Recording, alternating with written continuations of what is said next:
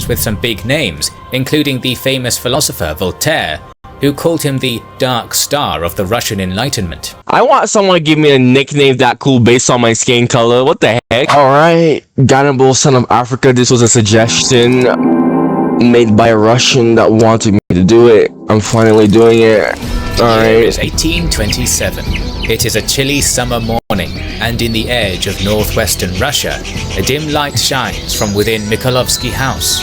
In the candlelit study of this humble estate sits a swarthy, curly-haired man putting ink to paper.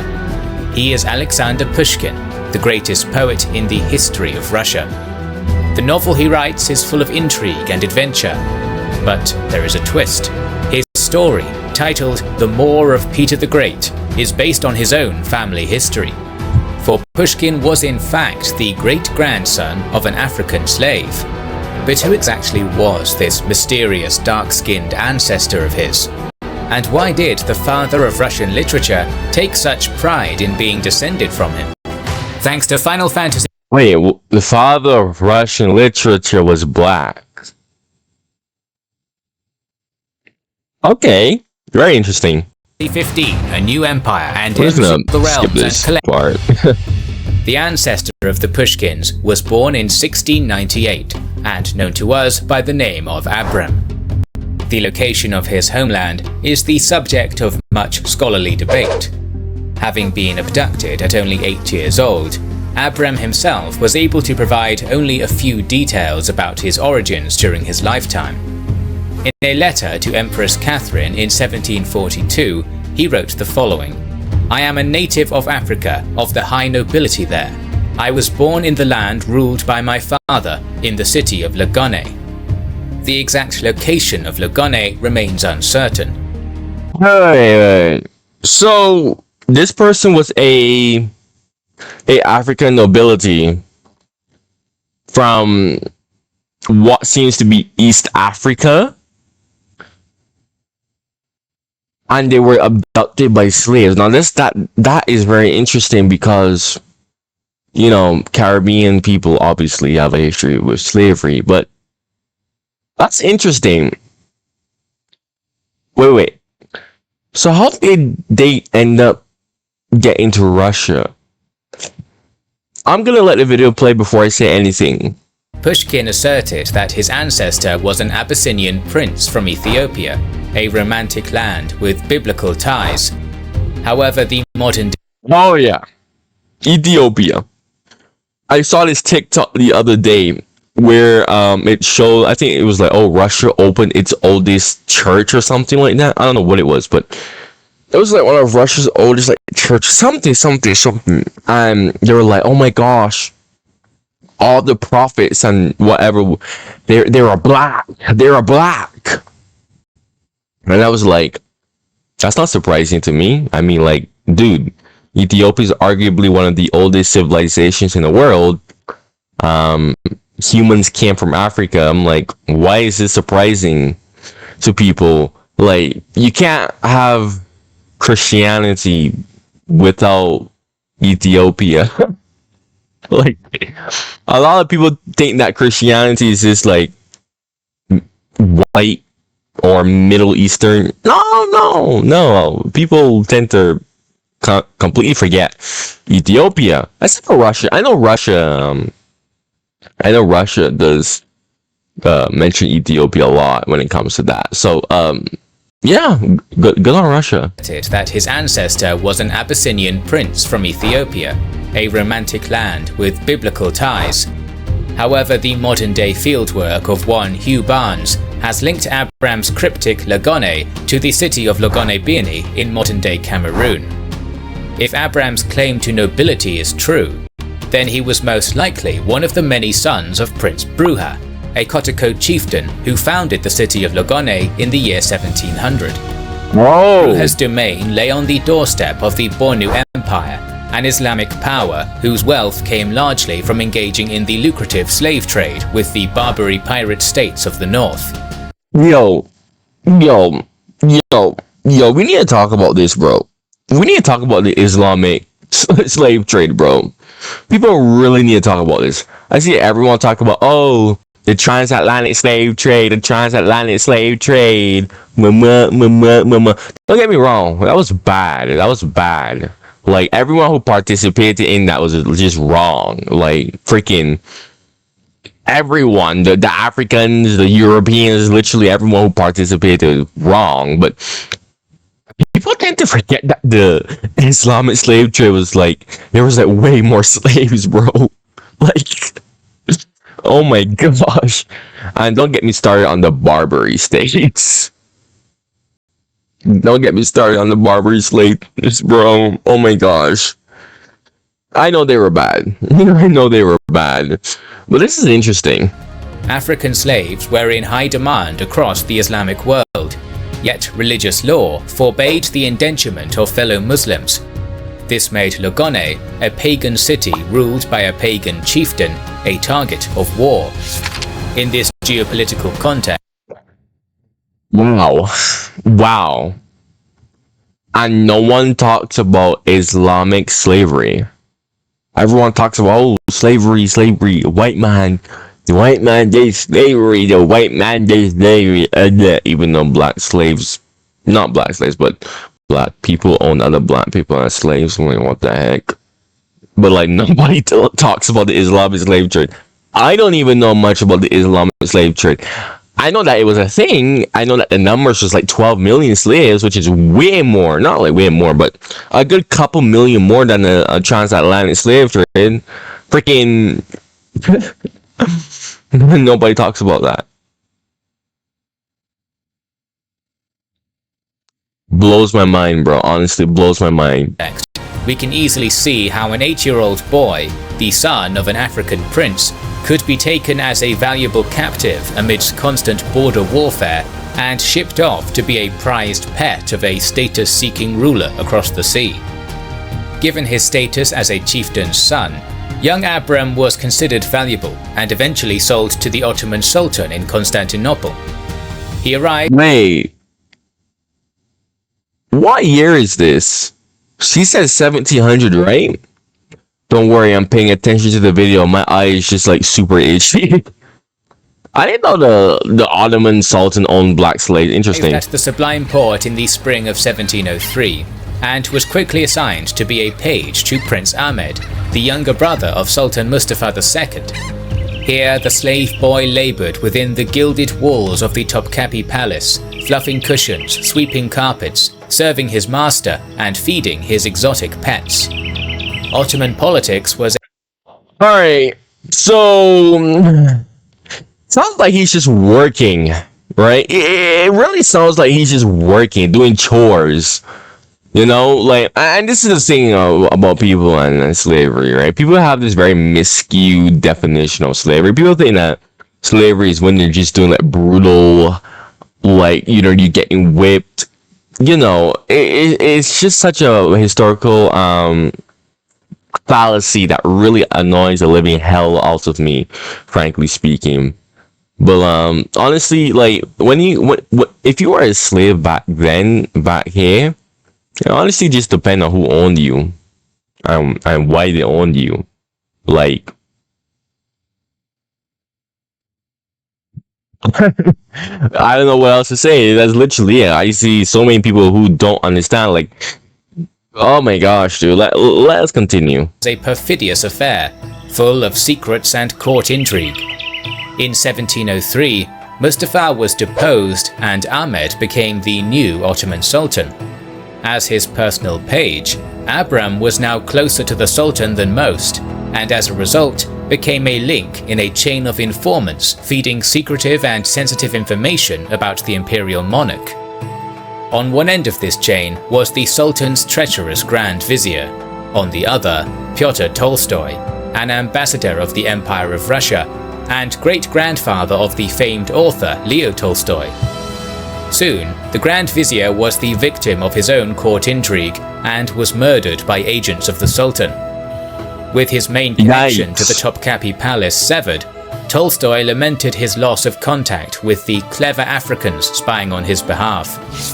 One story claims that when Tsar Peter the Great heard of this, he ordered that these Africans be smuggled out of Constantinople and brought to him. It was a fairly inconspicuous request.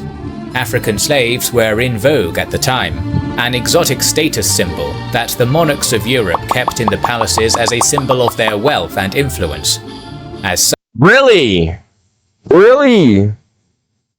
Oh my gosh. I didn't know this. I didn't know this. Freaking, I mean, from my perspective, because you know the Caribbean has a history of slavery too, we were just taught that, hey, look, guys, they tried to use white people to work on the fields, but the white people weren't really good at their job. They were terrible. They couldn't deal with the hot, humid, tropical sun. So they went and used black people, and black people were super like efficient. So they brought more, and well, the white people that were left over, some stuck around, some went to other places, and some of them interbred with some black people, and yeah, that's how Caribbean people are came to be, right? So, but I didn't know that freaking they had like slaves in like freaking palaces, and slaves were freaking seen as exotic. What the heck? That's actually surreal, dude. Like, oh my gosh, I don't even know how to feel about this. Like, take it as a compliment. Take it as a compliment or take it as an insult. I don't know which one. Because on the one hand, it's like, oh, well, it just goes to show you how valuable, some of my ancestors were, obviously, right? Because I'm mixed, right? Some of my ancestors were white, some of my ancestors were black, But half of me is like, damn, they just view them as exotic creatures. Like, oh my gosh, creatures. Oh, it's wild. Let's continue. such, Russian agents in Constantinople set to fulfilling the Tsar's will. How exactly young Abram was delivered from the Ottoman Sultan is unknown. Through purchase or illicit smuggling, he came into the hands of the Bosnian diplomat Sava Vladislavich Rakosinski, who spirited him out of the Sublime Porte and on his way northwards. Abram arrived in Moscow in the heart of winter. Never before had the boy experienced the frigid weather of northern Europe, and the Russian snows chilled him to the bone. While he was so true, bro. This is so true. Me as a Caribbean person, I've never experienced like cold like that before in my life. I'm only used to tropical weather. I haven't really seen snow. It's freaking, oh my gosh, I can only imagine, bro. Experienced the frigid weather of northern Europe, and the Russian snows chilled him to the bone. While he was ferried by sleigh through the frozen city, observing the imposing red walls of the Kremlin and iconically onion-domed cathedrals, he surely felt as if he had been transported into another world entirely. Abram first met his new master on Christmas Day of 1704, when he was presented to Peter, Tsar of Russia, amidst a sea of Yuletide revelry. Abram caused quite a scene in the Kremlin. Most Russians had no knowledge of Africa, and to them, black-skinned men and women were a mysterious, potentially sinister other, depicted often as bogeymen and devils in their literature and plays. It was Really?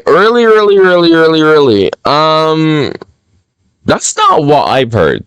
I heard that because I was like kind of reading on Russian history before, and when I was reading on that, I actually heard quite the opposite, that Russians back then viewed black people as exotic, right? Because they viewed it as exotic creatures. Not like creatures, but they just viewed them as exotic. In fact, I actually heard that the slave trade was actually banned in the Russian Empire, right?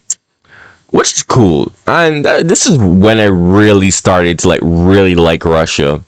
When they realized how they actually treated like black people, and when they heard that they banned the slave trade, right? I was like, okay, yeah, this is cool. Like, there's no way I cannot like Russia when I heard that, right? Okay. Like, there's no freaking way in hell. Okay, like, But interesting. Let's see what he has to say before we keep talking. Abram's status as an outsider that landed him before the great Tsar. Peter was a modernizer, a ruler who wished to transform his country from what he saw as an isolated backwater into a European powerhouse. He was famous for inviting foreigners into the highest rungs of his social strata, allowing them to disseminate their ideas into Russian society. With his new African acquisition, he hoped to make a point to the traditionally xenophobic Russian nobility. Young Abram was of a race that many Europeans considered fit only for slavery.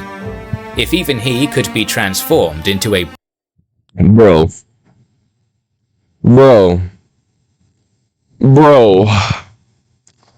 There's no way. Kings and generals. That's I don't maybe if you're rich and snobby, sure. But that's a very wild thing to say, kings and generals. Because when slavery was happening in the British Caribbean, most British people were disgusted by slavery. Alright, this is eventually why the British Empire was like one of the major powers to abolish slavery quite early, right? Because I see some people be like, oh, it was Denmark. I think some people say like Denmark, Sweden, one of those two countries. But they always like, oh, it wasn't Britain. Britain was the first one. But Britain kind of was like the first like major global power who was like using it en masse to like abolish it, right? And that was due to the fact that most British people were like disgusted by slavery. Like I said, I wouldn't even call this opinion. This is just a fact, bro. Slavery was just something that rich people did. It had nothing to do with race, dude. It was just rich people. And even now, today, dude, freaking slavery happens today by rich people. Freaking Africa. Look at Elon Musk, right? You know, the phones that we use, I got my Samsung S24 Ultra that I just bought for $1,000. But when I bought that thing, I knew damn well there were kids in the Congo, in Africa, right? Working for little to no money, literally slaves, bro. Alright? Mining the ores for, you know, the metals, the rare goods that are used to manufacture the things that we use, like chips and whatnot, you know, the technology that we use in our phones. So no, and even then, in countries like America, right? America, capitalism, and this is why I don't like capitalism. I realize that capitalism turns into like just this like slavery kind of type of thing. I know someone in the comments is gonna go and be like, oh my god, but slavery was technically like, no, dude, I know what slavery is. If you want to use that literal definition, sure, but come on, the cost of living crisis, people have the term wage slaving, where you're literally working hours upon hours for dirt money, right? Literally dirt money. Can't even afford your bills, right? Knowing damn well that if you lose that job, everything is over for you. So slavery still exists in many forms, and you want to know who's responsible for it? Rich people. Rich people. It doesn't matter what skin you are, it's rich people. My god. Oh my god, honestly, kings and generals. I'm gonna be so honest with you. Kings and generals, I've always, I don't know, I have a very kind of negative opinion on kings and generals. I was always planning to make a YouTube channel just voicing my opinion on it eventually, but let's continue. That many Europeans considered fit only for slavery. If even he could be transformed into a bright-minded asset to Russia, then there could be no argument that the future of the nation lay in openness and not isolation. Over the next few months, Tsar Peter kept Abram close to his side, delighting in the boy's natural cleverness and gift for languages. For in addition to Turkish, the African child had also picked up fluency in Russian fairly quickly. Yo. He picked up fluency in Russian fairly quickly. Now, The Russian language, very interesting language. I see a lot of people say that Russian is very hard. I don't think Russian is very hard because what you want to call it. I looked at the Russian language. In fact, I even said in my history of Russia reaction that I would love to learn Russian because I want to read the Russian history because I don't like the way how the West portrays Russian history, right? I think the way how the West portrays Russian history is very skewed. It's very annoying to deal with, you know. And I actually showed that I had like a 240 something streak on Duolingo. Hold on a minute. So, I don't know if you see that on my big old Samsung Galaxy S24 Ultra. Because the last time I showed my streak on Duolingo, it was on my old phone before I bought this Samsung Galaxy Ultra. But yes, I do have a 304 streak on my Russian Duolingo. And you might be asking yourself, well, what do I think about Russian? Russian is kind of easy, sort of. Now, I noticed that the way how Russians speak is kind of sort of similar. It's like similar, but not like too similar to the way how like we speak in my country. Like the way how we speak our dialect. I was like, oh wow, it's kind of like that, but not exactly like that. But I did notice a little bit of similarities. But I don't know.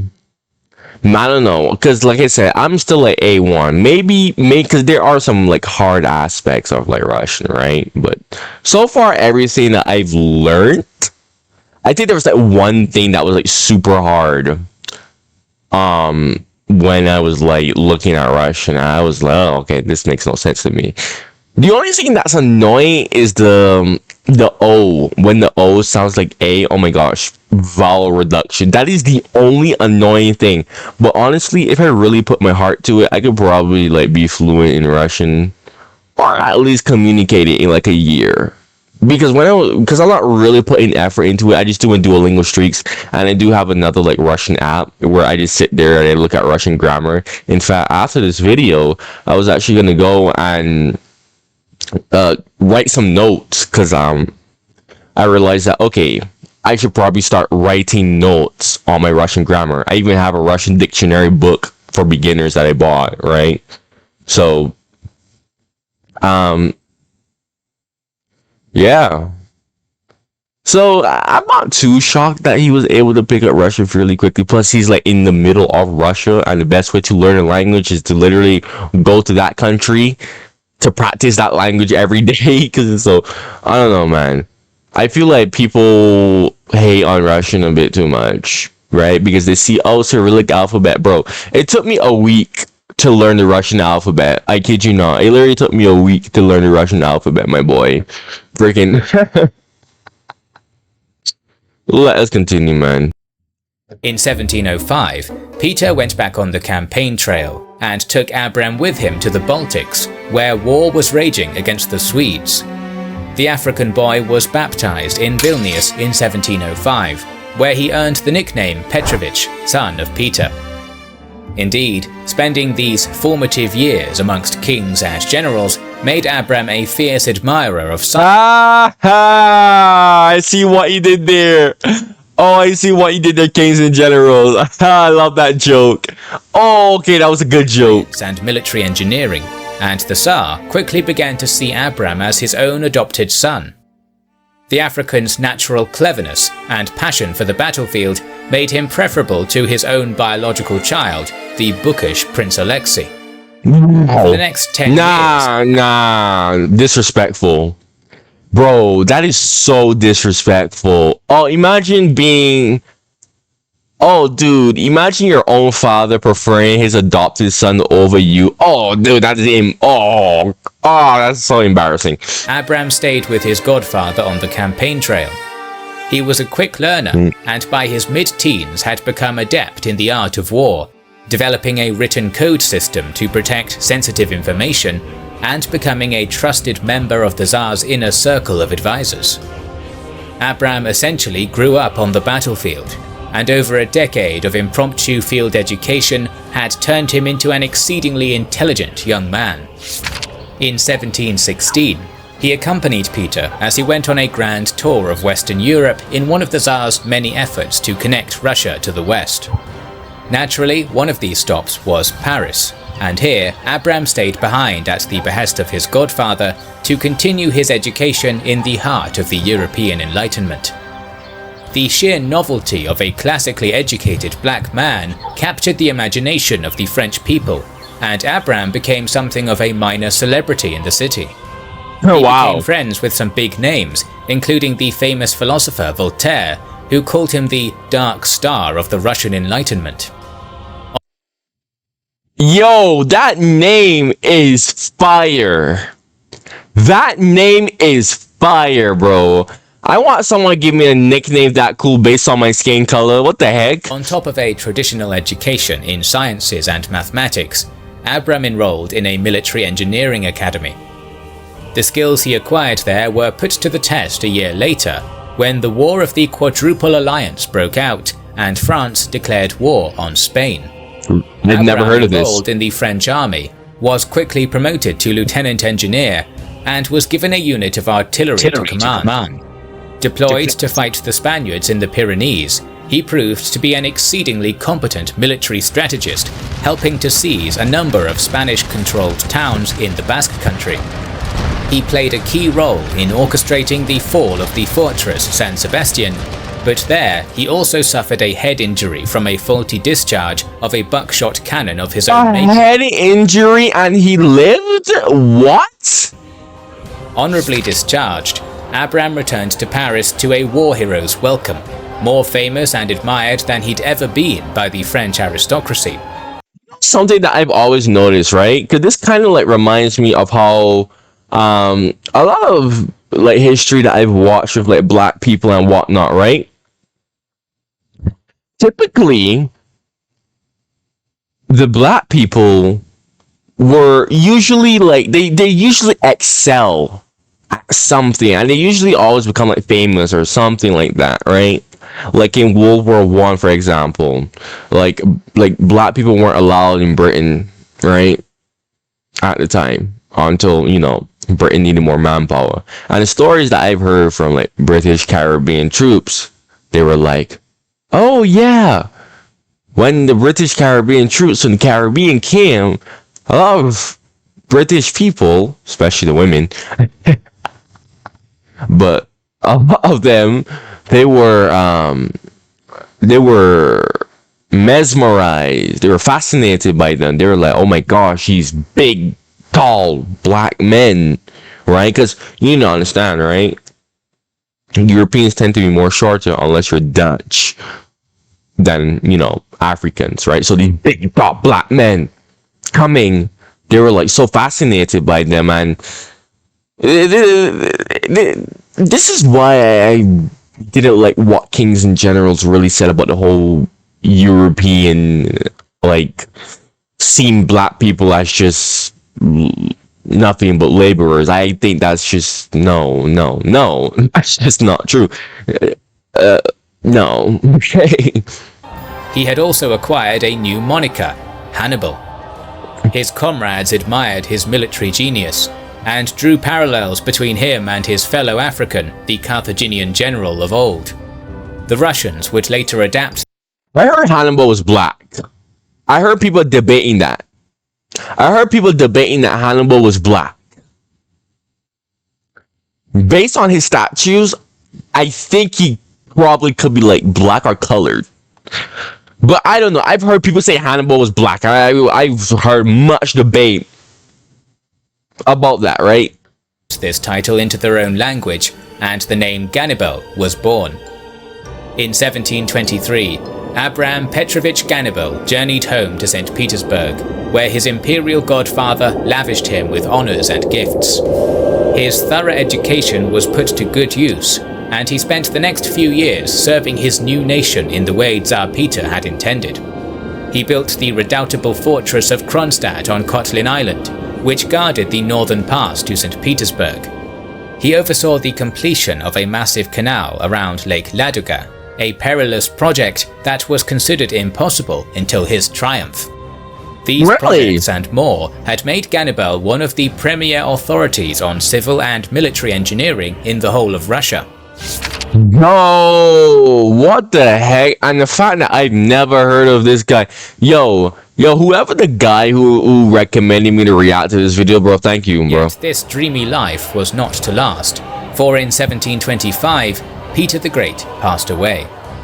Abram had already lost one father when he was abducted as a child, and now, once more, he was an orphan. To make matters worse, the African had also lost his most powerful benefactor. Abram's successes in court also made him the subject of dangerous envy from various powerful people, not least of whom was Alexander Menshikov, an influential statesman who saw Abram as a foreign interloper too close to the Tsar for comfort.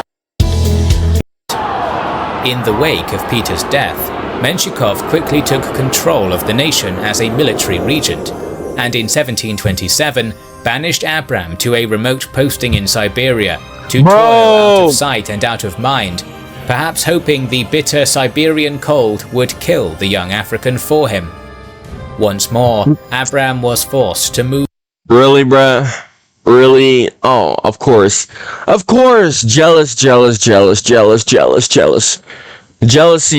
jealous people. Oh my god. Crazy how human nature doesn't change. And even now, like, and this is why I don't like to associate with much people, and I don't like to tell people about like what is going on with me, because like, you know, recently, like, I just got accepted into the YouTube partner program, and you know I have a future, right? I have a future, bro. I'm not even gonna lie to you, bro. Like, I do have a future, and oh my god, dude. Even now, like, I deal with a whole bunch of jealous people. I don't want to curse, but oh my god, it pisses me off, dude. Like, oh my god, someone who's capable, competent, intelligent. Of course, some jealous people. It pisses me off. I'm not even gonna lie to you. It pisses me off because I deal with this crap in real life all the time. So much so that I basically self-isolate myself because I just hate being around people. In some cases, I can't even speak to people about certain things, or they realize how moronic they sound and they get mad. It's stupid. It's so... Oh my god, I was literally about to curse there, but it's so stupid, right? And this is another reason why I created this channel, because I wanted to interact with people who had similar passion with me, right? Without dealing with all of that jealousy, right? Because, like, trying to do that in freaking real life, people get too salty. Oh my gosh, how does he know all of this stuff? Blah, blah. Because they waste their lives on stupidness that won't help them, that makes them dumber. Freaking hell. Freaking, oh my gosh, dude. I'm getting so vexed right now that my freaking accent is switching from, like, freaking Bajan accent to, like, American accent. The Bajan accent is just a, like, Irish, Scottish, English mixed accent. Freaking whatever. Let's continue. That's how you know.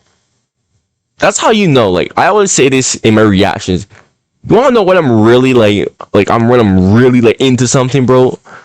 Like, something's really, like, hitting me. Is like when my voice squeals, when my accent starts to fluctuate, and when my chest starts to hurt. Let's continue. Move a world away from the land he called his home. His new station was in Seleginsk, deep in the territory of the Mongolic Buryats, and a stone's throw away from Lake Baikal along the border with Qing China. Even in exile, Ganibal never gave up his enterprising spirit. Despite his dour pseudo-imprisonment, he continued to serve his nation in the hopes that one day he could return home. He directed the construction of a fortress designed to fend off any invasions levied by the Chinese emperor. Lost on him, perhaps, but not on us, was the novelty of an ethnic African deep in the heart of Mongolic territory, fortifying the borders of the Russian Empire on the edge of the known world. In an event of poetic justice, Menshikov was overthrown 2 years into his reign and himself exiled to Siberia. While touche! One of the nation's foremost practical geniuses, was soon recalled back to the heart of the nation. In 1741, Elizabeth, daughter of Peter the Great. Wait, what? Oh, bro, I swear that was Catherine the Great. Oh my gosh. If you're a Russian, you're watching this, I'm so sorry. Ascended to the throne. The new empress was keen to bestow upon Abram the same favor that her father had, and appointed him the commander of the Russian army garrison in Revel, now Tallinn, Estonia. The predominantly German aristocracy of Revel were ultra-conservative and treated the black foreigner with cold-shouldered suspicion. Nevertheless, Abram endeared himself to the locals using his engineering genius to fashion a spectacular fireworks performance that even the most snobbish of connoisseurs declared was equal to the pageantries of Moscow or Saint Petersburg. Meanwhile, he improved the city. Show him, Abram. Stupid. This is why I say, man, this is rich people and their nonsense. Freaking a lot of this crap. In fact, there was like a video that I saw on YouTube where it was like, do we only remember history from the perspective of rich people? And it was basically like 99% of the history is forgotten. But, you know, because rich people were the ones who had the ability to keep record of everything because, you know, they were rich. We view history from mostly perspectives of rich people, right? So city's coastal fortifications, and quickly became one of the most politically influential people in the Baltics. In 1742, Empress Elizabeth awarded Abram with the Mikhailovsky estate, with 100 serfs upon it to command. Serfdom was an institution that bound Russian peasants to the land of their master. Thus, in an ironic twist, the man who was enslaved as a boy was now himself something of a slave owner. Serfdom. So I had a debate with a Russian on my comments, and he was like, I don't even know, dude. I've heard some Russians say that, oh, serfdom wasn't slavery, but I always say that it is slavery because, again, Google the definition of slavery, and, well, yeah. Right? They were indirectly slaves, right? So the landlord owned the land and the peasants were bound to the land. So guess what? The landlord technically controls the peasants. So slavery. The twilight of Empress Elizabeth's reign saw Russia plunged into the seminal 7 Years' War against Frederick the Great's Prussia. As one of the empire's foremost military minds, Hannibal was naturally placed in a position of high command. He did not favor the war, but nonetheless helped to rapidly transform the Russian military from a motley militia into a professional army. Foremost among his martial projects were his beloved fireworks. Far from being a frivolous hobby, they were in fact part of the master engineer's scheme to develop weaponized rockets for the war effort. What? Rockets were a thing in the 1700s? Rocket artillery was a thing in the 1700s? What? Nevertheless, bureaucracy would once more drag Abram down, as just like clockwork, more and more of Russia's top brass showed their resentment towards him, a man they still considered to be an outsider of lesser stock. A smear campaign against him saw him demoted from Russian military command, and he would spend the rest of the war building canals and fortifying coastal batteries. In 1762, Elizabeth died, and was succeeded by her nephew Peter III, who famously pulled Russia out of the 7 Years' War out of admiration for his enemy, Frederick the Great. The young Tsar was soon ousted in a coup by his wife, Catherine the Great, the empress who would bookend the career of Russia's most prominent black man. On the 9th of June 1762, the African performed his last duty for the Romanov rulers of Russia, organising a magnificent fireworks display to cap off a lavish royal dinner outside the Winter Palace. By now, Abram was considered a relic to most, a holdover from an era of a long-dead Tsar. He was wise enough to realise his career had run its course. He retired to his estate in Mikhailovsky, where he lived in comfortable retirement for another 20 years, passing away in the year 1782 at the ripe old age of 82. Abram Petrovich Ganibal had several wives during his long life and was succeeded by 11 children, most of whom went on to be members of the Russian nobility. The most prominent of these bloodlines would birth Alexander Pushkin. The famed father of modern Russian literature idolized his African great-grandfather and immortalized a grand, albeit fictionalized, story of his life.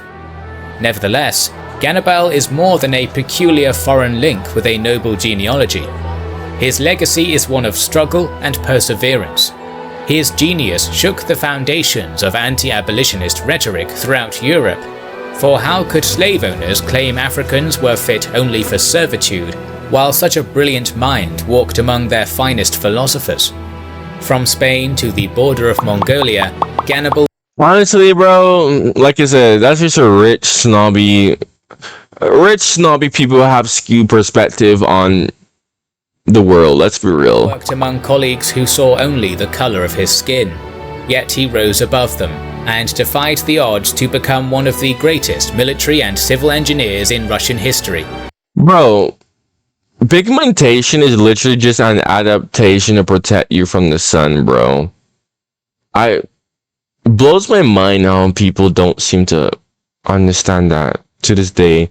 Although the whole racism was literally just a construct invented by slave owners to try and just give an excuse to enslave Africans, so. And cement himself as the first and most prominent black intellectual of Europe. We always have more stories to tell, so make sure you are subscribed to our channel and have pressed the bell button. We would like to express our gratitude to our Patreon supporters and... This is cool. This is cool. This was cool. I gotta react to more African videos. Honestly, if you like my reaction to like Africans in like foreign countries, subscribe for more. If you like my historical reaction, subscribe for more. You made it all the way to the end. If you're new, subscribe for more. Like the video so that my video stays on the YouTube algorithm. Thank you. But this was excellent. This was very good. Whoever suggested me to react to this, thank you. I love this reaction. Amazing. Stay tuned and goodbye.